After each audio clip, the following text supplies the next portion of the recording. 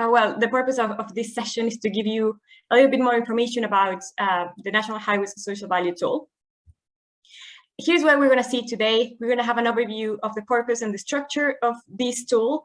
We're going to talk a little bit about the role of the reporter and the approver for the social value tool. And hopefully by the end of the session, you'll have a deep understanding of how the National Highways Social Value Tool has been structured, your various responsibilities as a reporter or an approver, and all the support resources that we have produced for you. So let's start by talking a little bit about the National Highways Social Value Tool. So this is a system that has been designed by the Supply Chain School and National Highways to monitor and report the social value impact across all frameworks and major projects. And it's been designed to manage large data sets and in a way automate this process so that you can move away from Excel spreadsheets. As you can see on the screen, it uses a traffic light system to indicate how well you're performing against the different social value areas that we're going to mention in a minute. However, at the moment, no targets have been set within the tool just yet, which means that all the icons that you will see within the system will remain gray. And I'm explaining this because it doesn't mean that there is a problem with your data or with the system. It simply means that no targets have been set up for it just yet. This social value tool was designed to help you measure and understand your performance, and more importantly, help you deliver the social value strategy. It's going to help you measure your own impact and assess your project performance through a wide range of social value metrics and indicators. And finally, it's going to help you identify hotspots for action so that you can know where the priorities are and where you can start focusing as well. Through this tool, we're going to measure performance against 3 particular areas, which are the ones that you can see on the screen: economic prosperity, EDI, and community well-being. Each one of these areas will be part of the report that you will need to submit every quarter. And I'm going to explain what those metrics include in a second. Coming back to how the system works, I'm sure you've seen this before. It uses a hierarchical structure whereby you'll be able to submit your information at the reporting package level, and this information will include areas like economic prosperity and EDI. And once you input this information, the system will use this data to calculate some key performance indicators. That is what you're going to be able to see in your dashboards. Then the system will integrate your data with the data of other suppliers so that you can have a general overview of the performance for each framework or each project. And then at the top, all those frameworks will be added up to see how National Highways frameworks are performing overall. This is how the account has been structured. So as I said at the very top, we're going to have National Highways corporate level, which is the aggregation of all the frameworks down below. An example of that is RTP, but in the future, we're going to have other projects being active in the system, such as SMP, SDF, Lower Thames Crossing, and other major projects as well. Each one of these projects is going to have its own structure. I'm going to focus on RDP to give you an example. As you may know, the Regional Delivery Partnership Program has been divided into 5 regions, which are the Midlands, North, East, Southeast, and Southwest. And then within each region, you're able to find the schemes that are part of that region. And below that, we have all the reporting packages for the supplier companies that are delivering works for that particular scheme. So just coming back to the previous slide that explained how the tool works, this means that here at the very bottom, which is the reporting package level, you're going to log in, you're going to have your own company account, and then every quarter you'll need to submit data against 3 areas that we'll see in a moment. And once you submit and approve that data, the system will create your own dashboards, and then this data will feed into the upper level, which will be the schemes, and then it will follow the same logic for regions and the overall account structure. Just a reminder that reporting for RDP will be done on a quarterly basis, and it's aligned with the calendar year. Therefore, we are right now in Q2, which corresponds to April, May, and June, and the submission deadline is always 2 weeks after the end of that period. So in this case, it will be the 14th of July.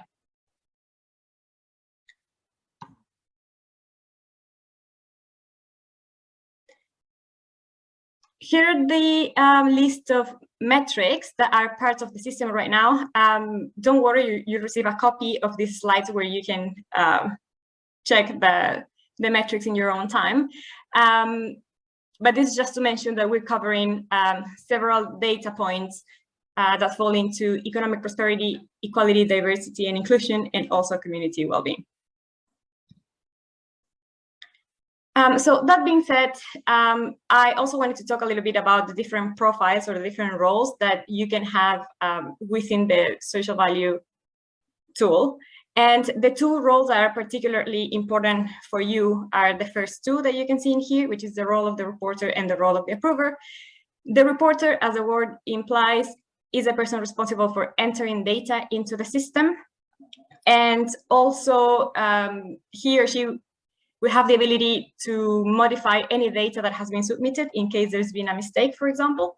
And then we've also got the approver, which is someone else within your organization who will be responsible for sense checking that the data submitted by the reporter is correct. Therefore, an approver can either approve or reject a report.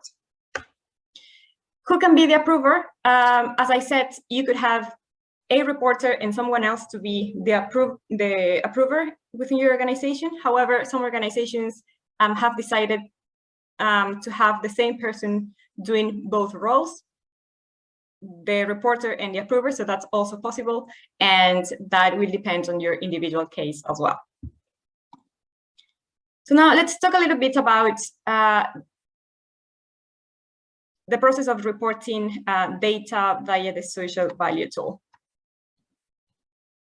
The first step to get access to the system is to self-register. Now, I want to mention here that if you already had access to the previous sustainability tool where you were reporting data for RDP, then you do not need to register again, because you can use those same credentials to log into the new system. And the link for that new portal is the one you can see in here, National Highways socialvalue.sustainabilitytool.com. Now, if you didn't have access to that previous system and you would like to have access to this system, what you need to do first is to contact the school, who will be able to put you in touch with the administrator for that account, and that way they'll get you set up with an account. Once they do that, you receive an email from the system with a link to get registered.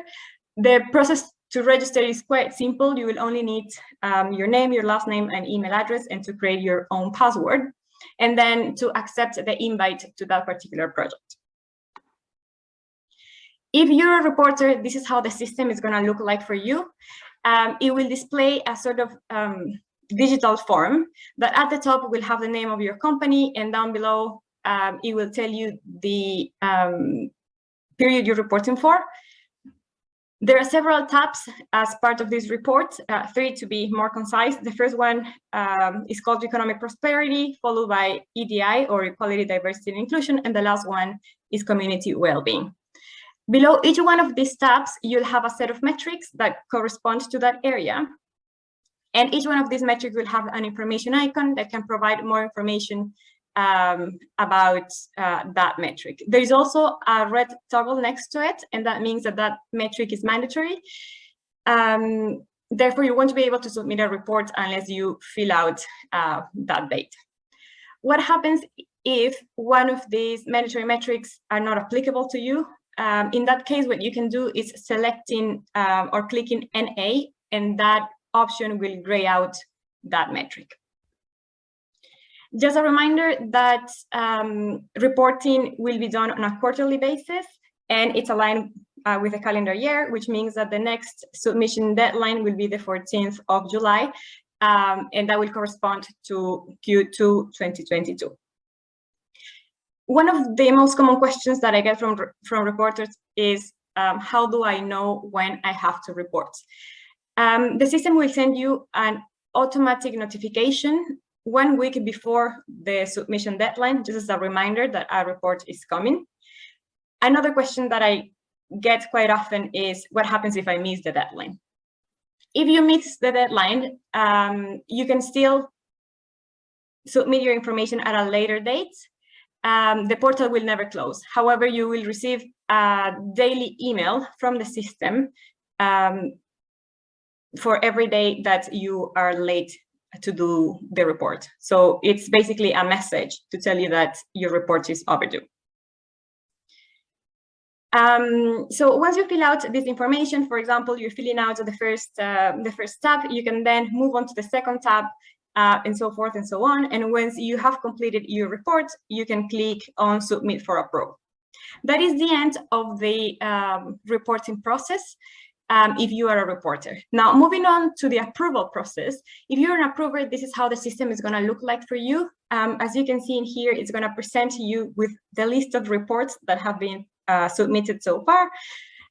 This will tell you who submitted that report, the period it belongs to, and when it was last updated, and any comment that has been added as part of that submission. This will also tell you the status of each report, and just for you to know, a report can have one of 3 statuses, as you can see at the bottom of the slide. The first one is pending approval, and that means that the report has been submitted and it now requires approval.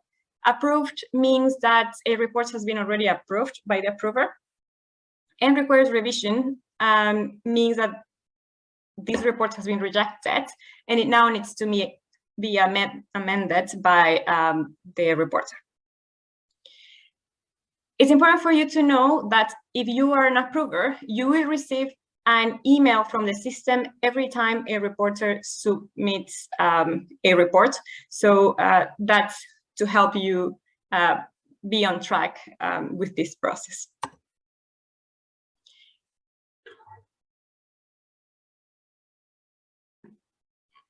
So in order to view the information that the reporter has provided, the only thing that you need to do is selecting the report that you want to review. You click on this setting icon and then select View, and the system will present you with the same form that was filled out by the reporter for you to check the information. If you think that all the information is correct, you can click on Approve. And if you think that there might be a mistake with some of those metrics, you can click on Reject. In both cases, you'll need to submit a comment. If you're approving, you can type approved, for example. But if you're rejecting, I suggest you include the reasoning behind that. And if you think there is an issue with a particular metric, please indicate which metric needs to be amended. Otherwise, the reporter wouldn't know what needs to be changed. The other thing I wanted to mention as well is that the system keeps track of any action that has been taken against a report. For example, you'll be able to see who submitted a report, when that was done, any comments that were added as part of the report as well. So please do keep that in mind in case you need to keep track of your reports. Once you have approved your information, the system will take that data and calculate several key performance indicators. So what you're going to see are the dashboards that correspond to your organization, and they're going to look similar to what you can see on the screen. You'll have an icon for every one of the 3 areas that I mentioned at the beginning. You can click on any of those areas, and the system will display down below the key performance indicators that correspond to that area. And similarly, you can then click on any of those indicators, and the system will display a graph to tell you your overall performance over time for that particular indicator. We're going to see that in a second. I wanted to also include some tips for navigating dashboards, and the first one is to always understand the color.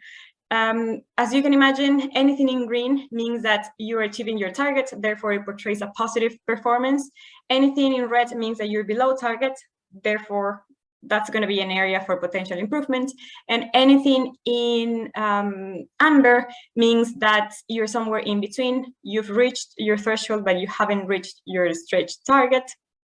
And finally, gray means that no targets have been set up for that indicator. And that's going to be the case for the social value tool for the time being, okay? Tip number 2 is around understanding the story. So if you're looking for good news stories, always follow the green tiles at an issue level, and then under the indicator level. However, if you're looking for areas for potential improvement, you can always follow the red or the amber tiles once targets have been added to the system.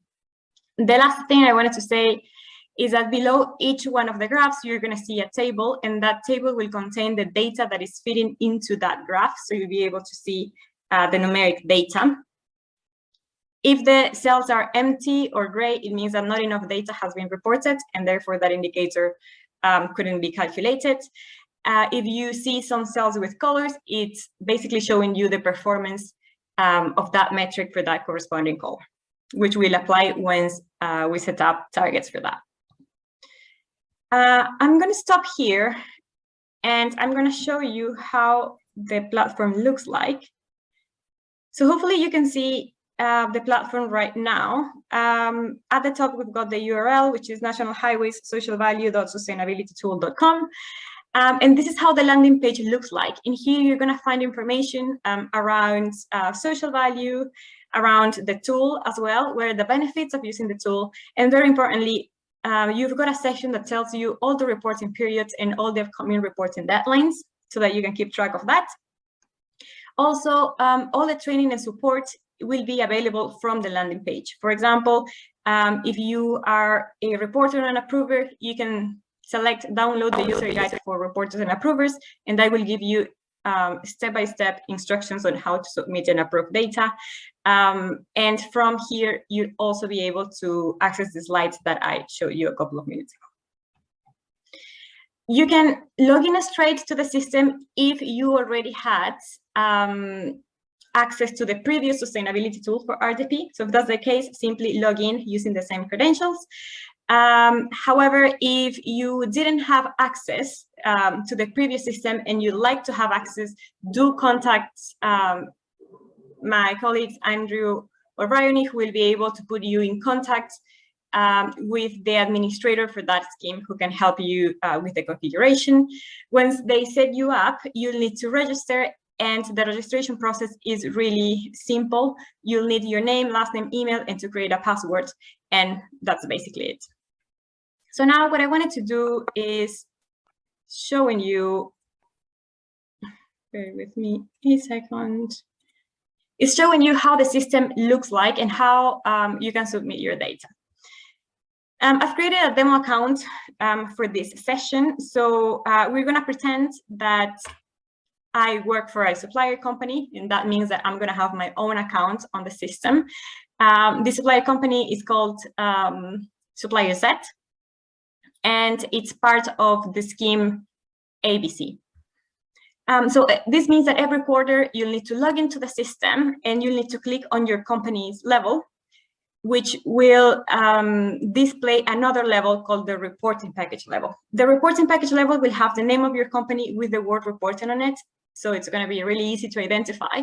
You'll need to click there and then go to the reporting package menu and select Report to Do. This is what you do if you're a reporter. The system will immediately display the form that you need to fill out. At the top, you'll see the name of your company, you'll see the period you're reporting for, and then the 3 tabs that you need to provide information for. So let's start with economic prosperity.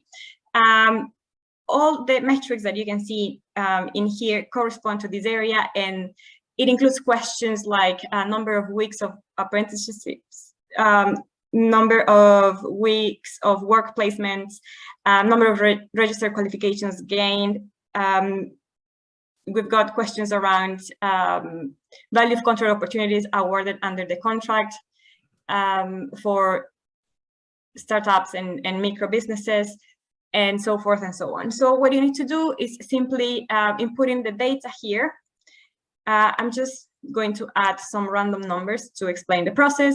If you need to add a comment, you can do that using the comment area. For example, insert a comment here. All sections or all metrics with a red toggle means that they're mandatory. However, adding a comment against these metrics is optional. You do not always need to add a comment. That's just in case you need to do that. If there is a metric that is mandatory that doesn't apply to you, you can simply click NA, and that will grade out the metric. So I'm just gonna input some numbers here to show you how to submit data. So these are just numbers. For example, number of registered qualifications gained, let's say 2. We can say £1,000 here, £2,000, £2,000 again. Number of local employees, let's say we've got 13.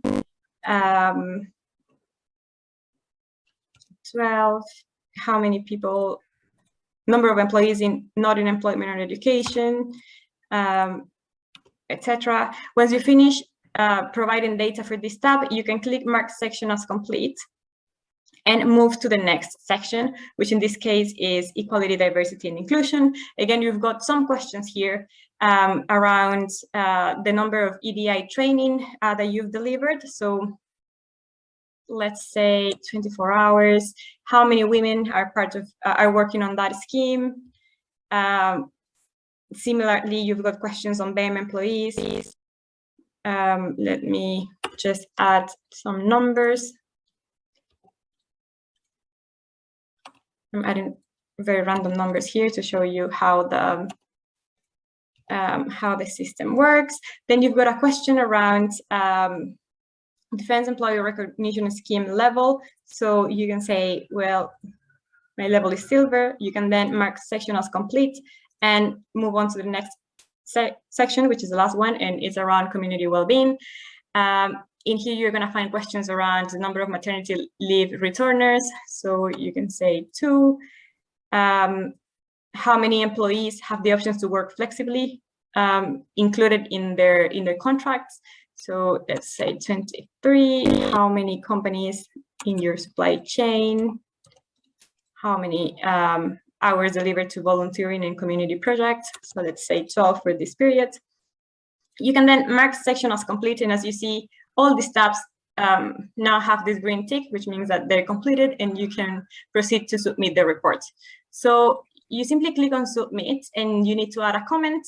For example, Q1 data, and you submit. You'll be presented with this, this warning to proceed. You need to proceed here. And that's the message telling you that you've submitted data for a particular period. You then click OK. And that will be the end of the submission process for you. Now, if you're an approver, every time a reporter submits data, you'll need to review that data and either approve it or reject it. So if you're an approver, you need to follow similar steps. you will log into the system, you'll go to the reporting package level, go to the reporting package menu, and select reports submitted.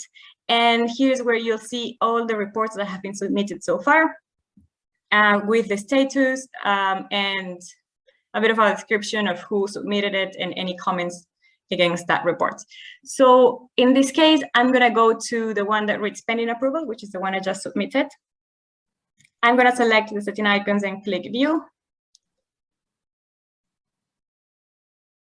And this is how I'll be able to review all the data that has been submitted by the reporter. So let's say everything is correct. So you can simply click on approve reports, and you need to submit a comment. In this case, I'm just going to add, for example, all data is correct. Approved. And then you can submit this information.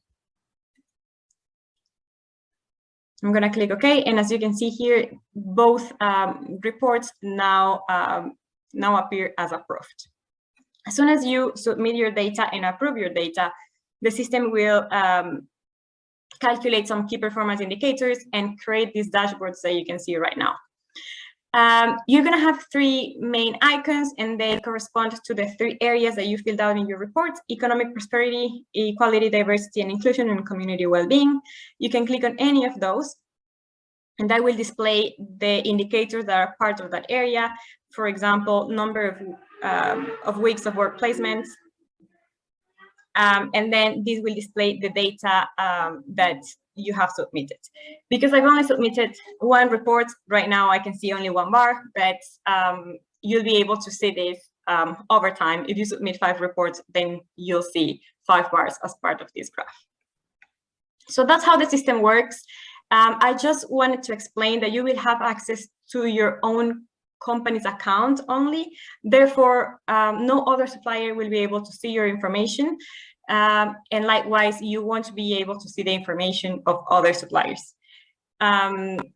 You'd only have access to your dashboards, which will enable you to track your own performance over time and understand which areas you could improve on, or which areas you're performing well against.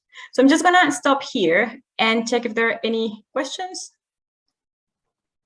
I was going to ask Stefania, would it be possible to show the live version of the tool with the structure of all of the schemes within the RDP that we've set up? Yes, of course. Possible for this session? And yes, of course. Schemes that fit within the yeah. Okay. Yeah, give me a second, please.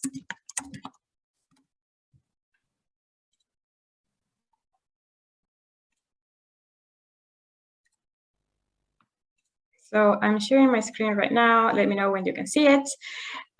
So this is the live environment. As you can see at the top, we've got national highways, which will have the corporate level. And then down below, all the major projects. So the one that is active right now is RDP. If I click on RDP, then I can see all the regions that are part of that program. Sorry. And then if I click on any of the regions, then you can see all the DIPs, or delivery integration partners, working in that region. And also there is a description of the schemes that have been set up down below. So for example, I'm just going to pick something random. If I go to Southwest, I can see Costain are delivering a scheme here called A30 Cheverton to Caroline Cross. When I click there, I can see down below all the supplier companies that have asked to submit data for this particular scheme. So this is how it's going to look like for you. You'll have your own company's accounts where you can feed your information as well. Great, thanks. So just to continue from that, what we are doing with all of those delivery integration partners, the prime contractors, is we're going to have one-to-one sessions with all of those organizations, just to make sure that those supplier lists that Stefania has shown underneath that example project A30 to the A30 scheme that Costain are delivering in the Southwest. We need to check with Costain that those suppliers are still relevant and still all up to date for that particular scheme, or for example, whether we've missed any names off.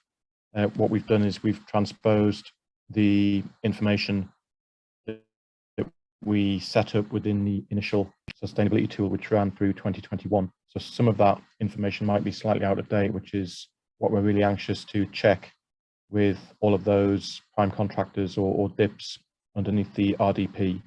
And in a similar way, when we bring on board other frameworks, we'll be coordinating with the administrators of the prime contractors, which suppliers should be, if you like, embedded within the tool to receive requests for information on a quarterly basis that they can respond to. I hope that makes sense. Stefania, could you just go over again the process for suppliers setting themselves up with an account, those who don't have a login at the moment, because there's a connection to be made, isn't there, between the admin of the business unit, who would normally be from a prime contractor. They would need to, along with ourselves, set that up, I think, in the background, wouldn't they, for the supplier to then receive begin using their account.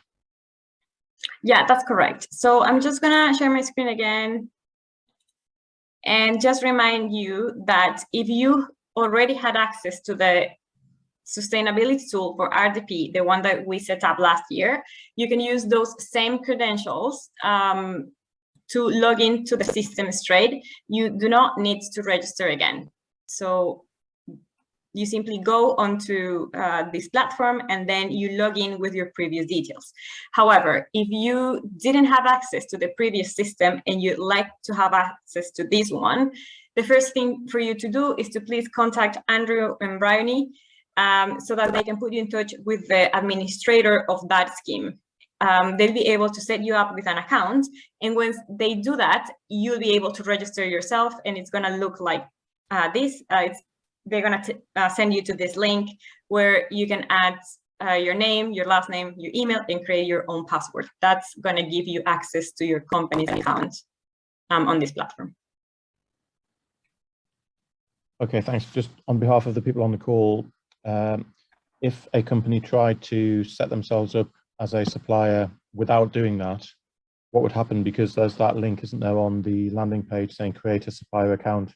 So yeah, so the system will let you self-register, but when you log in, you won't be attached to any company. So the interface is pretty much going to be empty until you're added to the right account. So that's why I suggest you first wait for the school and the admins to set you up with your account before you register. But that is only if you didn't have access to the previous sustainability tool. Because if you did, you can simply log in straight. You don't need to self-register again. Yeah, and as per anything nowadays, modern life, etc., with all of our accounts that we have in our work lives and personal lives, if you forget your password, then I presume you can just set a new one via the system. Yep, if you have forgotten your password, there's an option to reset your password. Let me just show that.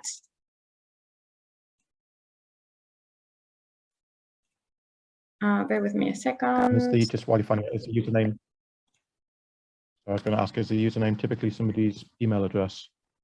Yeah, so if you forget your password or you want to change it, so if you want to change it, you can go to your initials once you have an account, and you can change your password. If, for example, you have forgotten your password, you can reset your password through this option right here. And what was the other question you had, Andrew? I think that was it. Okay. Okay, so that's how you do it. And yeah, you were mentioning that they only need their email address to register. That's correct. Yeah, your email address, and you'll have to create your own password. Okay, thanks. Yeah. It's always the email address, which is somebody's username. Yeah. Yeah. Do we have any questions about the submission process or about the metrics?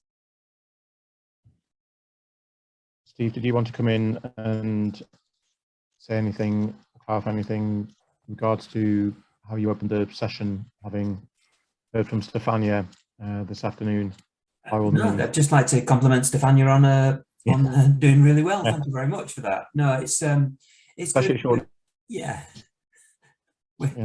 We're looking forward to collecting the data and seeing where we're at, and it would be like I said, it would just be great if you could those on the call just share the message with your colleagues and with other people who are interested in social value that you know work for National Highways, and make them aware. Really, that's all we're asking for. Really, if you could do that, that would be fantastic. And yeah, thanks very much again for your time.